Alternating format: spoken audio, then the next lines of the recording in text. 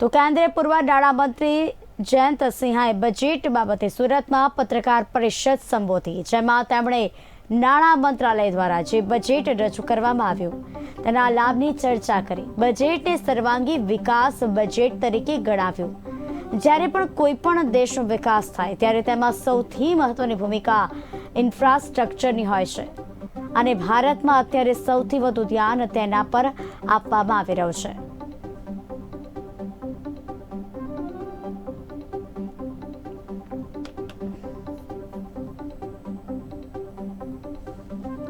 में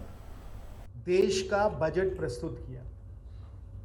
माननीय प्रधानमंत्री जी श्री नरेंद्र भाई मोदी जी ने इस बजट को अमृत काल का बजट घोषित किया है और उन्होंने कहा है कि इस बजट के द्वारा अगले 25 वर्ष जो अमृत काल के हैं वो इस बजट की नींव पे ही आधारित होंगे और हम लोगों का जो अमृत काल जो आने वाला है वो हम लोग इन नीतियों के ही द्वारा हम लोग अपनी अर्थव्यवस्था को और सुदृढ़ बनाएंगे, अर्थव्यवस्था को हम लोग ताकत देंगे। इस बजट को समझने के लिए और हम सब के लिए, कार्यकर्ताओं के लिए बहुत सुख की बात है, बहुत गर्व की बात है कि इस बजट को सब लोग इसकी प्रशंसा कर रहे हैं। सब लोग कह रहे हैं कि एक दूरदर्शी और एक संतुलित बजट है और अमृतकाल का बहुत ही शानदार बजट प्रस्तुत किया गया है। इस बजट को समझने के लिए साथियों हमें पहले विश्व में जो परिस्थितियां हैं इनको समझना जरूरी है। विश्व में आप सबको मालूम है कि आज के समय हम लोग कोविड महामारी के बाद रिकवरी कर रहे हैं। कुछ देश ऐसे हैं, चीन,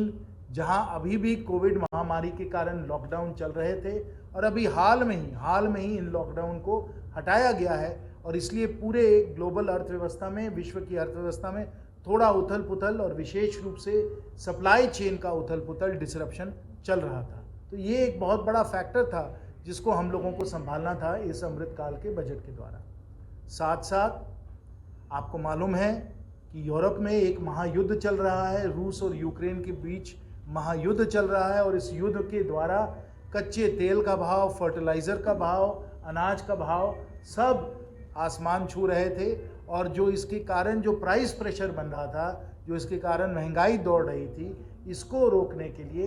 विश्व भर में सब जो सेंट्रल बैंक हैं, चाहे वो रिजर्व बैंक ऑफ इंडिया हो, यूएस फेडरल रिजर्व हो, यूरोपियन सेंट्रल बैंक हो, सब लोगों को बड़े तेज़ी से ब्याज का दर उन लोगों को बढ़ाना पड़ रहा था। 222 बेसिस पॉइंट्स यानी 2.25% रिजर्व बैंक ऑफ इंडिया ने भी बढ़ाया है, यूएस फेडरल रिजर्व ने इसको 4.5% बढ़ाया है। तो बड़े तेज़ी से जो सेंट्रल बैंक का बोरोइंग रेट होता है, चाहे उसको फेडरल फंड्स रेट कहें यूएस का या रिपो रेट कहें हमारे भारत का, इन सबको तेज़ी से बढ़ाया जा रहा था और महंगाई का दर भी बढ़ रहा था। तो ये विश्व की परिस्थितियां थी जिसके बीच बजट को बनाया गया